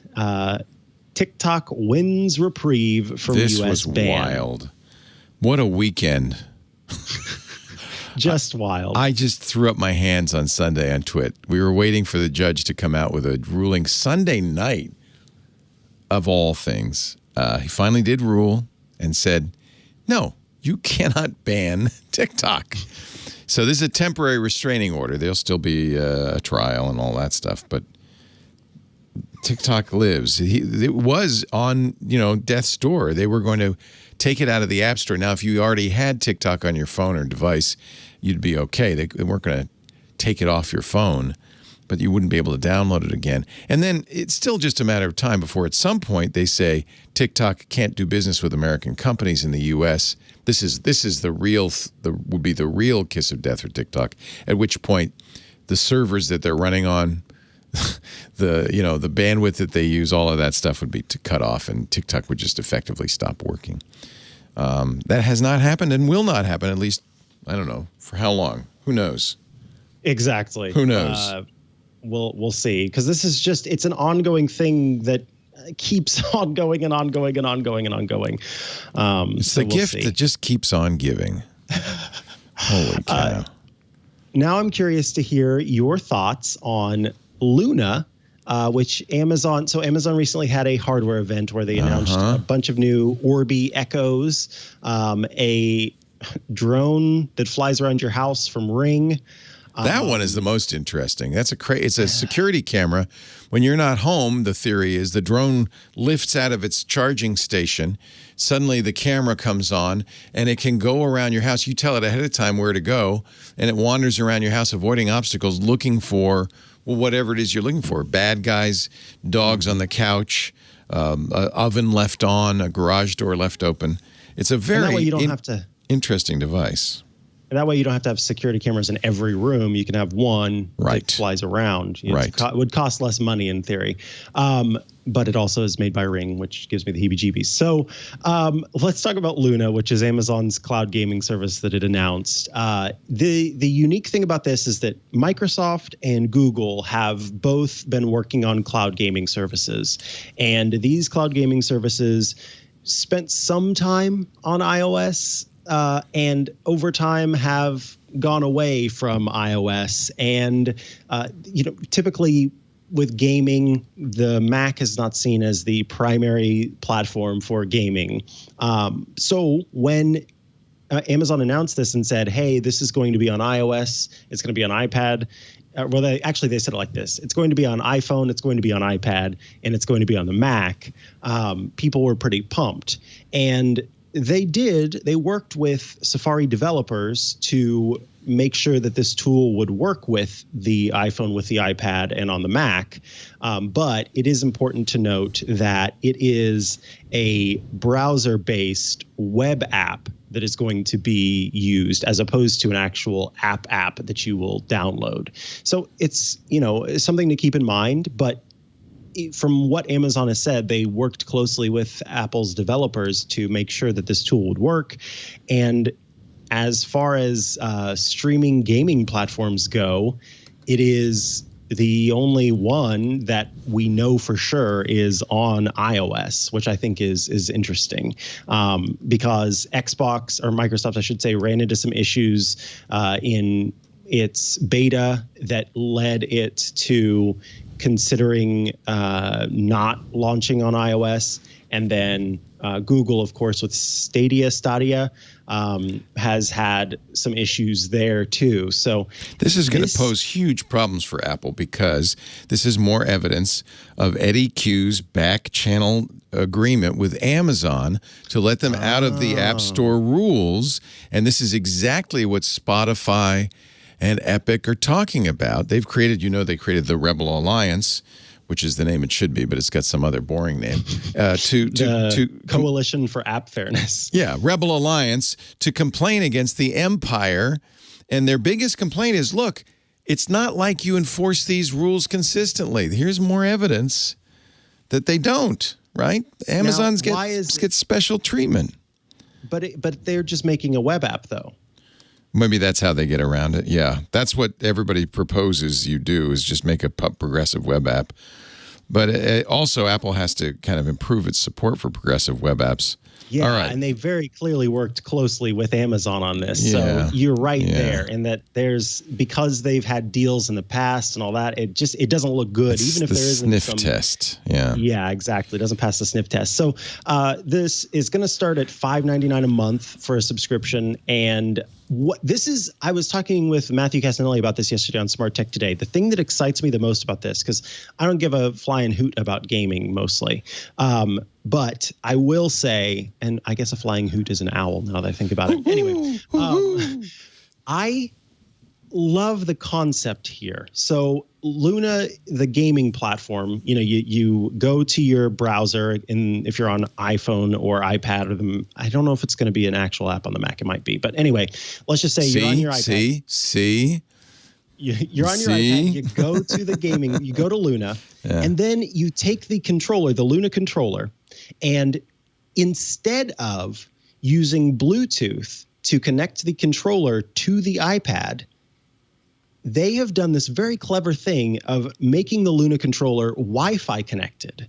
And so what happens is this: you're playing a game on the iPad, and you've got your Luna controller, you're playing away, you're connected to Wi-Fi on both devices, and then you decide, okay, I'm done with the iPad, I'm going to go take a restroom break, but I want to keep playing my game. You prop up your iPhone, you go to the website, you start where you left off with the controller. There's no Bluetooth pairing or anything you have to worry about because the Luna controller is also connecting directly to Amazon's gaming streaming platform. So you are sending the signals to the platform, and then it's going down into displaying on your screen, basically, the controls that you're, manipulating. And it's so smart to not tether the controller to any device. So then I could leave the restroom, wash my hands, go to my desk, log into the streaming platform and pick up where I left off without ever having to do any sort of pairing process controller nonsense, because the whole time the gaming controller is connected to the server instead of being a Bluetooth connection or a USB connection or a local Wi-Fi connection to that specific device. I think that is very smart because that is what shows me the whole benefit of streaming gaming stuff, is that absolute flexibility to switch between different devices, whether I'm sitting in front of a television or my computer or an iPad or an iPhone, to be able to move that around because I've got the freedom to do so, I think is really smart. So I think this is super, super cool. It's the future. Honestly, it's the future. And I want to say not just the future of gaming. I think it's the future of a lot of applications. Is streaming applications is, I think, going to be the end game. This is following along with the move from movies, TV shows, and music from physical media to downloadable media to ultimately to streaming media, right? People don't really own, most people don't really own songs anymore. They subscribe to a streaming service like Apple Music or Spotify, and that's how they get their music. I would say that's rapidly becoming the dominant way of listening to music. Subscribing to Netflix or Amazon Prime or Apple TV Plus is the dominant way of watching TV, as cable starts to fade away. And I think the same thing is going to happen on the desktop with computing, is you'll stream the programs. You start with games. Clearly, everybody decided that's a big deal. Everybody's offering it. And then I think it continues on to operating systems and apps. Just my prediction. It's going to take a while. It's going to take 5 years, but I think that's the future. We'll get there. Yep. You already mentioned the Coalition for App Fairness, so we'll hop over that. The Rebel Alliance, yes. The Rebel Alliance of Epic, Spotify, Tile, and other companies. Tons of joining companies together to say, even like Proton Mail. It's weird. Yeah, Proton Mail, exactly. There's a new rumor from DigiTimes about the next iPad Pro. The supply chain suggests that the 12.9-inch iPad Pro is going to have a mini LED screen. It's supposed to launch in early 2021. Each tablet will use over 10,000 mini LEDs. Now, what's interesting is that Osram, which you may be familiar with, may be one of the primary producers of the mini LEDs. Osram LEDs are a very popular LED for smart home manufacturers, for LED lighting systems, you can actually buy Osram bulbs, LED bulbs. And the two lights that I have here, an Elgato, I can't think of what they're called now, Elgato Key Light and a Key Light Air, they have Osram LEDs in them. So they're very popular for their, what is it called? It's a measurement for how accurate the color representation is, but I can't think of the term at the moment. But anyway, I think it's a C rating is what it's called. They are very popular for making very precise, very high quality LEDs. And so hearing that Osram might be the developer, the supplier for LEDs is exciting to me because I know of their ability to create LEDs. Now, the these mini LEDs are reportedly going to be kind of Apple's going all in on it. It could be in the Apple Watch, in the iPhone, the MacBook, where 100 million mini LEDs are going to need to be produced each month. So I find this interesting as a a look at how mini LED might be Apple's next jump. I heard you and Renee and everybody on MacBreak Weekly talking about OLED and where things could go next and what the good of mini LED is, and how with OLED displays you have the issue of they are really good, but there are a lot of things you have to fix in post, kind of with a lot of things to mitigate. And so mini LED might be a place to look to kind of improve upon or find a stopgap until the next type of display technology. So yeah, we'll see if there's going to be a 12.9-inch iPad Pro announced with mini LED. But by golly, we've got to get the iPhone first. People are saying, and I wonder if it's because the technology is better or because they don't want to be beholden to LG, Samsung, other manufacturers of OLED screens. People are saying that Apple's going to become the mini LED company, where all their screens are mini LED. That'll be interesting to see. That doesn't have some of the problems of OLED, but I don't know if it'll look as good. We'll see. Apple stayed with LCD longer than almost anybody. This is still by the way, this still is an LCD technology. It's just a mini LED backlit LCD, right? Yes. It's not micro LED, which is a direct view technology. It's still LCD, but just the backlight's mini LED. This is so confusing. It is very confusing. So confusing. Let's see. Oh, Roku. I am personally pumped about this, is what I was trying to say. Roku has announced that it is going to be adding support for HomeKit and AirPlay 2 later this year. So AirPlay 2, so this is what it says. Apple AirPlay 2 and HomeKit capabilities will be added to select 4K Roku devices. With AirPlay 2, you can stream, control, and share your favorite content from your iPhone, your iPad, your Mac to a Roku device. And then HomeKit allows you to control your Roku device using the Home app and Siri on iPhone. So you'll be able to use your HomePod, your Apple Watch, your iPad, etc., to turn on the television, to change inputs, to do all of those things. Nice. I have a Roku television, like the actual television. It's I can't remember who it's made by. TCL, yeah. Yeah, TCL. They have Roku. They were one of the first to do that. And so I'm hoping, because it's a 4K television, I'm hoping that it gets this new feature, because I'm excited to add it to the Home app and be able to control it. I was really surprised. I didn't know Roku did AirPlay 1. The other day, I was going to ride my Peloton bike. You know, that's a spin bicycle with a screen on it. Mm-hmm. And I was setting up the Bluetooth, and I saw that I could cast it to my Roku.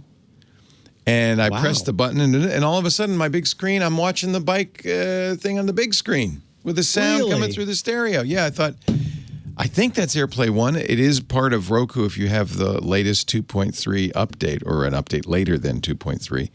2.3 or later. But they also support probably, I guess, maybe Google's Chromecast technology. I don't know how I was casting it. I don't care. It works. Yeah, doesn't matter. And AirPlay 2 is great. And a lot of us have our Rokus hooked up to our home theater system, which means we've got great audio systems associated with the Roku. So if you don't have an Apple TV, I actually play music through my Apple TV on my home theater. But if you don't have an Apple TV or Roku, and a home theater is going to be a great combination, because you'll be able to AirPlay to it from your phone or your other Apple device. HomeKit's cool too. Yeah. Oh my goodness. Yeah, I'm really pumped. I'm sure you'll be talking about that on Smart Tech today. Yeah. Yeah, as soon as that feature is available, I'll be talking about that. Because there aren't a whole lot of TVs that do the HomeKit support as well. A lot of them are adding AirPlay 2, but the HomeKit support is a different thing. And so it's not full, and it's on a lot of devices.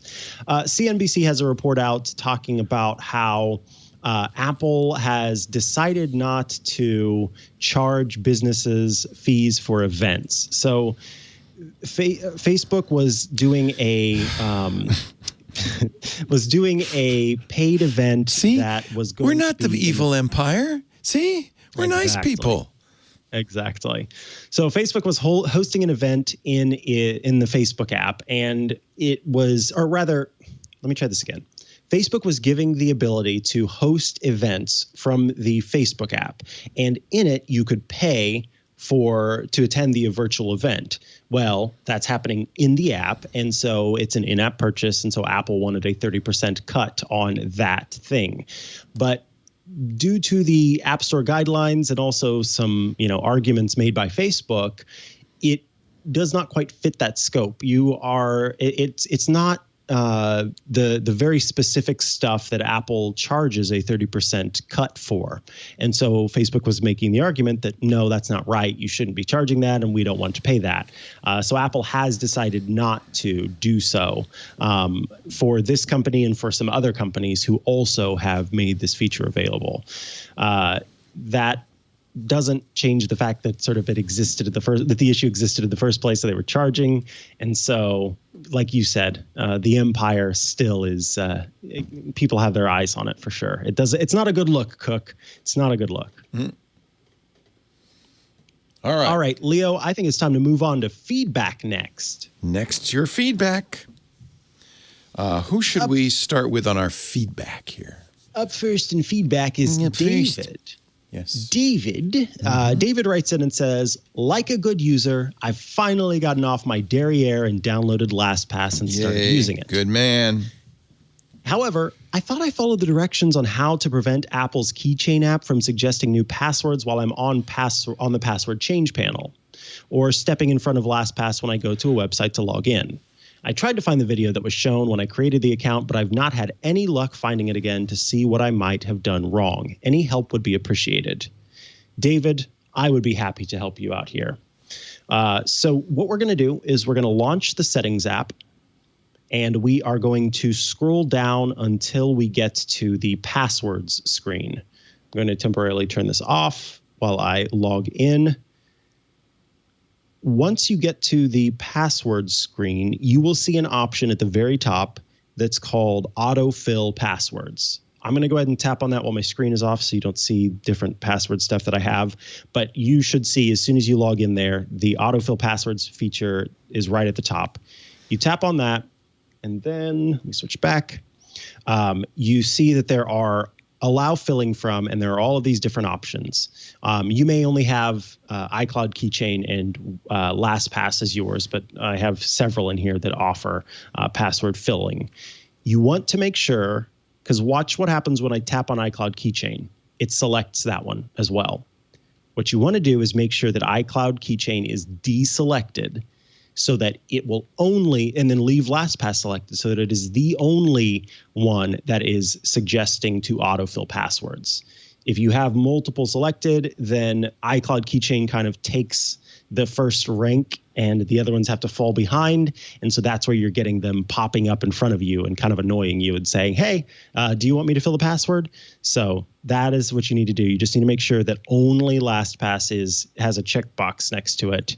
And that will make sure that that's the one that prompts you for passwords. Excellent. I do that, of course, always.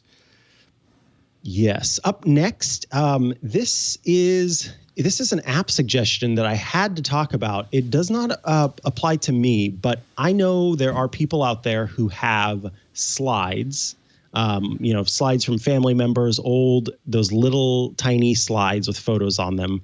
And you may be looking for a way to make those slides digital versions. So Mike writes in and says, Slide Scan is an incredibly useful solution for recovering photos trapped in old slide forms. We inherited about 4,000 family photo slides from 1959 to 1977. We discarded lots of scenery and other useless ones, but then used Slide Scan to recover more than 1,600 with family significance. We used an iPad with a bright white image as a backlight with an iPhone and a short tripod in front of the running Slide Scan. Using the voice command go to initiate scans makes things go quickly. Results were amazing. Slide Scan auto-detects the image on the slide, scans it, and enhances it before saving it. We batched scans by year, uploaded them in Slide Scan to the Photos app, and then saved all in yearly folders on macOS. Now everything is backed up to the cloud, and 18 years of photographic family history has been recovered. It is now much more accessible. Isn't that great? I didn't even know that this app existed. Thank you, Mike, for writing in about it. Yeah, it's called Slide Scan. We'll include a link, of course, in the show notes. It lets you scan, I can't remember how many, I think it's like 50 for free, and then it's $5.99 a month after that to do unlimited. But yeah, it has this voice feature that lets you hear the person is kind of holding up the photo with tongs, and they're putting it in front of the camera. It scans the photo, it crops it how it needs to be cropped, it enhances it, and then there are a bunch of different filters too, so you can make adjustments to it. Now, so if you do you have to shine a light through the back of the slide, or how does that work? I think that's what Mike was talking about. So he had an iPad with a white screen. Oh, okay. And put that on the iPad and then shoot it from there. Yeah, that's a good idea. You need a light table of some kind, I would think. Well, so he's just holding it up in front of the iPad with the white screen. Right. And so the iPad shines that's basically through. a light table, yeah. Yeah. So, I see what you mean. You were just saying in general, you will. In general, you need a light that's coming back into the camera, but it can't be too bright. So that's the trick. Yes. But I'm sure they have instructions in the app. That's a great idea. I'll have to remember that because we get a lot of questions on the radio show from people who want to get their old analog film stuff into digital. And slides are always hard. Slide scanners are expensive. Pretty cool app, and with those voice commands, it makes it even faster. Yes, because your hands are busy holding everything. The last question we have here comes from Harry. Harry writes in and says, I've run into an issue. I thought it was something with the beta, but now that I'm on the public release, it's still an issue. My Hey Siri doesn't work on my iPhone 11 Plus. It works on my Apple Watch, but not on my iPhone. Any suggestions would be greatly appreciated. So, Harry, I'm sorry to hear that. I think this is going to be an easy fix for you. We're going to want to go into the Settings app on iOS. We'll tap on Siri and search. So you want to scroll down until you find Siri and search. And then you need to make sure that at the top, listen for Hey Siri is turned on. If it is turned on and you're still having trouble getting Siri to trigger, what you'll want to do is toggle off Hey Siri and toggle it back on again. Apple will save your Hey Siri voice profile in the cloud and use that to inform future devices so that you don't have to keep redoing the setup. And it could be that for some reason when you updated, it didn't pull that information. So by turning it off and turning it back on again, it will sort of trigger it and say, hey, go ahead and download that voice profile and put it on this device. So yeah, if it's not on, then that's your issue. If it is on, then what I just suggested may be your issue. So turning it off and turning it on again should help. As much as I hate giving that advice because it seems so simple, sometimes that really can be what it needs to be to fix it. Well, Leo, that takes care of that. I think it's time for a hat? App gaps. Oh, boy.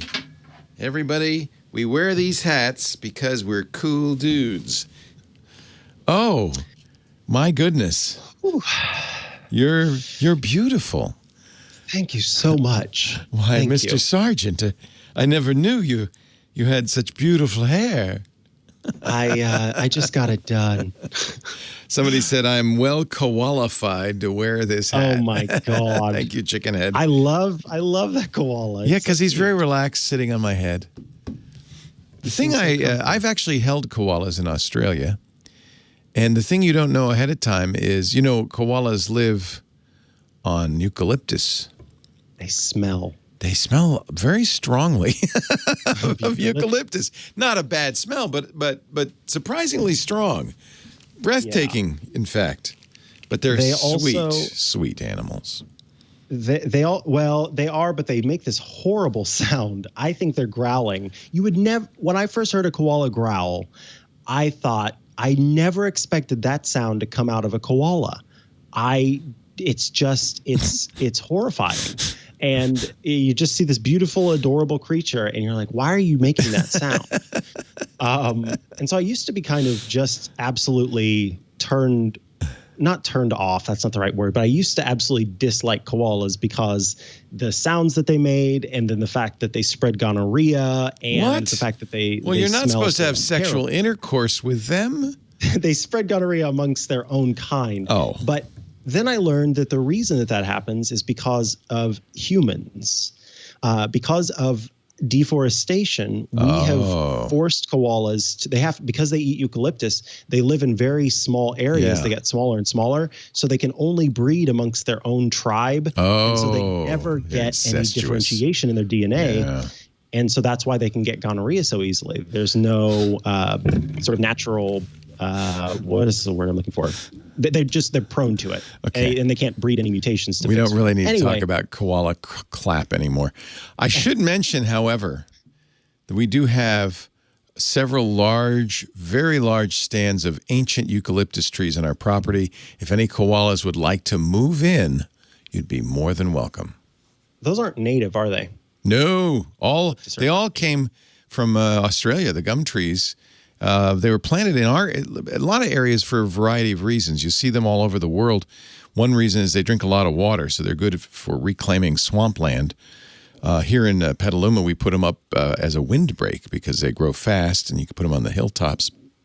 Aren't they highly flammable, though? Yeah, they're basically matchsticks growing into the ground, but that's okay. So they dry up everything, and they're matchsticks. Yeah. Great. We need those oil in California. Yeah, we need more. I think it might be, our problems might be related to the proliferation of eucalypti. Anyway, we wear these silly hats. You, by the way, look just like Lori Gill today, I have to say. That's what someone said the other. I did a sneak peek of my app cap, and someone said that I looked like Lori Gill. It's Lori Gill's hair. He's borrowing Lori Gill's hair. We wear these app caps to celebrate our picks of the week. And I don't know if you received the message, but I've changed mine on a dime because a new app just came out. But I'll let you start. Yeah, I'll let you start. Go ahead. So the one that I want to talk about is one that actually Matthew Casanelli showed me yesterday. This is not the first time that I've stolen an app cap from him whenever he's suggested it. What if you just want to have some sticky notes on your home screen or on a screen on your phone? Yeah, what if? And you can think of it like dashboard on the on the Mac, where you could have those sticky notes, right? This works the same way. It's an app called Sticky Widgets. You can get it for free. It has an in-app purchase, and I'm trying to. There we go. I found it. So the pro tip, really quick, before I show it, folks, if you are having trouble, if you get an app update and it says that they've added widgets, and you go to the Add Widgets screen, and it's not showing you the new widget that you are supposed to be able to add, there's a reason for that.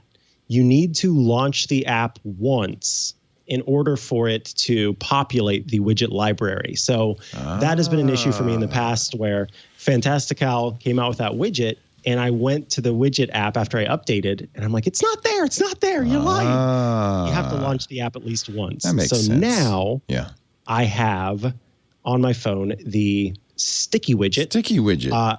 There are multiple sizes, of course, so you could put a huge sticker on your screen and then tap done. And then if I tap and hold, I can edit the widget to change the color.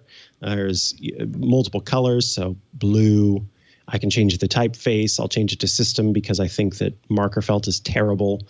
And I can give an ID to the note. Then I go in here and I can say, don't forget the milk. Tell Lori I'm taking her hair. And then I can change the color if I want to and choose save. And then it adds that as a sticky note. So now, you only get one, right? So, but you can change it. I could go back in. You don't get a stack of stickies. Oh, I see what you mean. Yeah, but you could have multiple. You could have pages of sticky notes, I guess. But yeah, that's true, because I could take this and drop it right on top. The idea really would be, can you get a rotating sticky note? Oh, I guess. That's. You know what? We're going to have to suggest that for a future feature for sure. So I guess you can only put one note at a time for probably each of the sizes. But that's the point, is like, this is something you don't want to forget.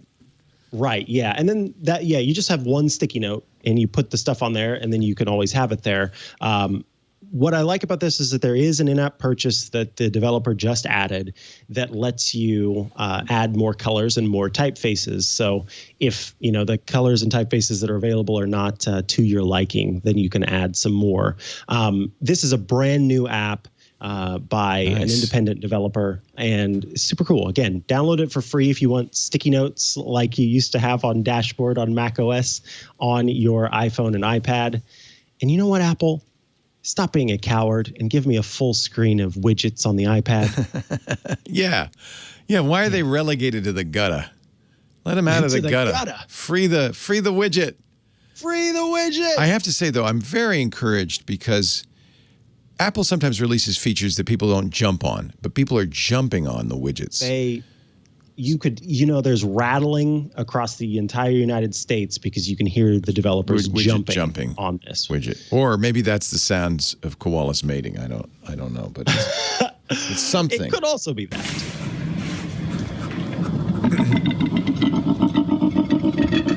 I hate it so much, Leo. I hate it so much. That sounds if it.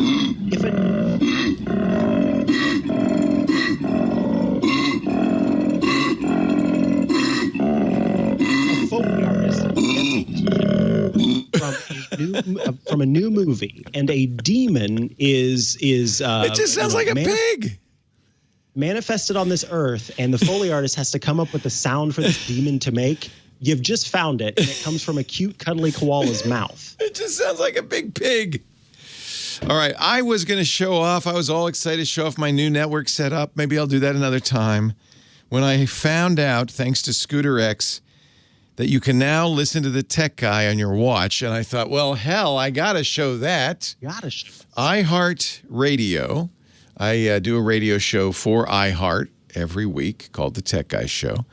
iHeart Radio has released a standalone watch app. Now, they've had an iPhone app for a long time, but this is an app you go to the Watch App Store to buy, which is awfully cool. You don't have to have it on your phone. It's easier if you have it on your phone because then you can log in through your phone and all of that. But it's the iHeartRadio music and podcast app.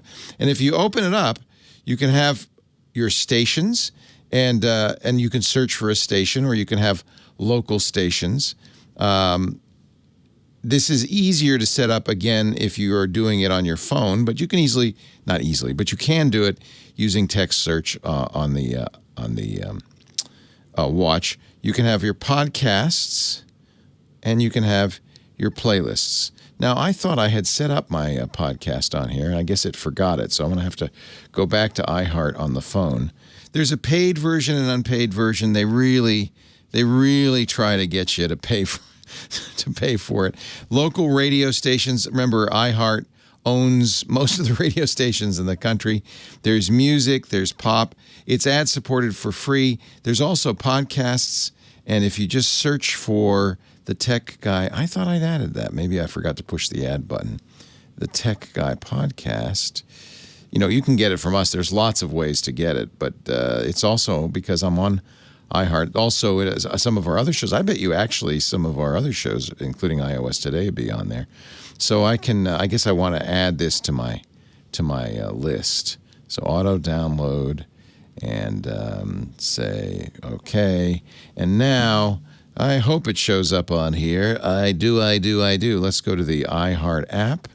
By the way, don't get confused. It's right below the heart rate app.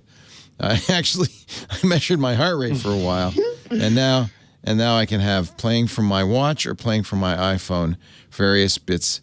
If you have now to do this, there's the tech guy. To do this, you'd need to have AirPods or some other Bluetooth, because obviously the watch is not going to play it through the speaker. But if you have something attached, I can change it to the watch. Let's see. Maybe I can play it through the watch. That'd be hysterical. No, they want you to connect to Bluetooth headphones or a Bluetooth speaker. But if you're out there running, you didn't take your iPhone with you, you want to listen to my radio show or music or a lot of other things, iHeart has a ton of stuff on here, including every podcast under the face of the earth. You can listen to it. It has a lot of the features you'd look for in a podcast player, including skip 30 seconds ahead, skip 15 seconds backward. And I know a lot of you like to listen at high speed. It goes all the way up to 2x and all the way down to half speed. So it is. There's Spotify and Pandora have standalone apps now on the watch. iHeart Radio now has its standalone in the app. I think the best thing really is if you want to listen to radio stations. I mean, I think that's a really a nice way to listen to your local radio station. I'm going to open up the app because I'm betting it's going to get that information from the app because the app has the location. Let's just see at iHeart Radio. Is it going to see my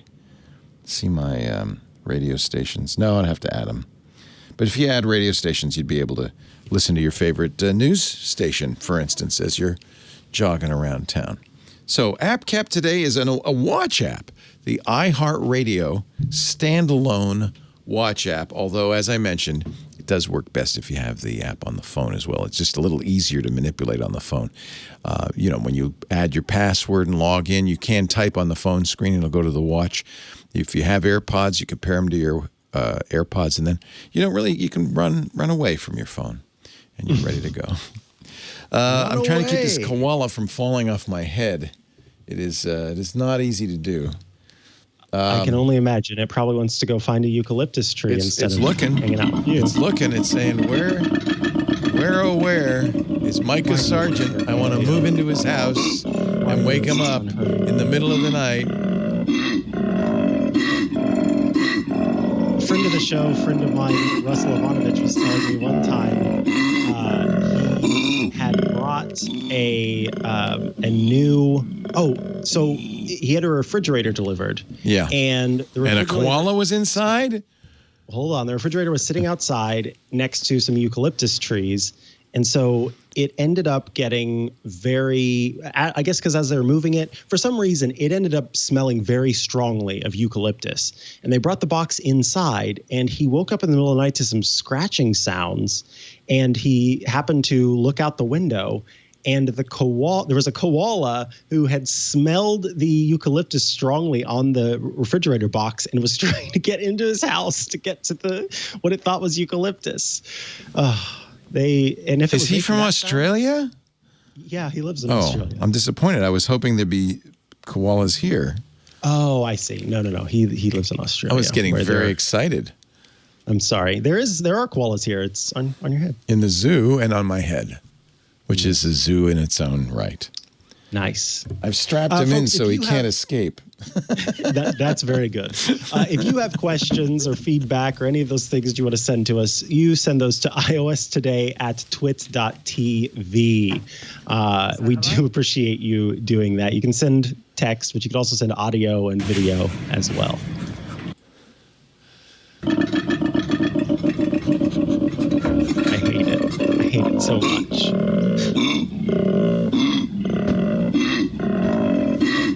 That does not sound like a pig. It sounds just like a pig. Okay, a demonic pig. It's a pig and a donkey together. That's fair. But why would a tiny, adorable creature sound like that? Because it's got pipes. I guess I shouldn't say tiny. A small, adorable creature. Yeah, they're not that tiny, actually. When I held, it's like this big. It's heavy. It's like this big. When do we record the show? Ladies and gentlemen, you can catch us doing this live. It used to be 9 a.m. Depends on when Leo wakes up. Between 9 a.m. and 9:30 Pacific time. That'd be noon Eastern time. That'd be 1600 UTC. We stream everything we do, crazy though that sounds, on video and audio on our website, twit.tv/live. If you're watching live, join us in the chat room. Our newly burnished chat room is at irc.twit.tv. That's where all the kids hanging out during the live broadcast are. And we do that, 24/7. So if there's not a live show going on, we'll will kind of repeat previously recorded shows, but they're also generally unedited. So you get the behind the scenes chatter as well. On-demand versions minus the time wasters are available on our website at twit.tv. In the case of this show, it's twit.tv/iOS. You can also subscribe with iHeart or Twitch or Slacker or podcast apps of all kinds, Pocket Cast and Overcast and Google Cast. Koala Cast. I bet there is a Koala Cast, actually. If it's a podcast app, just search for iOS Today. You'll find our show. The benefit to subscribing is you don't have to think about it after that. You press the subscribe button. It's free. And from then on, whenever there's a new show, you'll get it automatically on your device. I'm Leo Laporte. That's Mikah Sargent. How would people query Mr. Sargent? Well, I started with that, actually. Oh, you already said that? You don't want to repeat it? Then don't. iOS See if I care. See if I care. I'm Leo Laporte. That there is either Lori Gill or Mikah Sargent. I'm not sure. I think the beard means it's Mikah Sargent. And together we do iOS Today for your benefit. It's a quality podcast. Quality podcast. Thank you, everybody. We'll see you next time on iOS Today. Bye-bye. A quality podcast. I like it. Hey, what's going on, everybody? I am Ant Pruitt, host at TWiT TV. Got a question for you. Have you gotten tired of how bad your photos are looking every time you post them to Instagram? Better yet, have you gotten yourself a new camera and you can't quite figure out why the images just don't look that good? Well, I have a solution for you. It's my show, Hands-On Photography.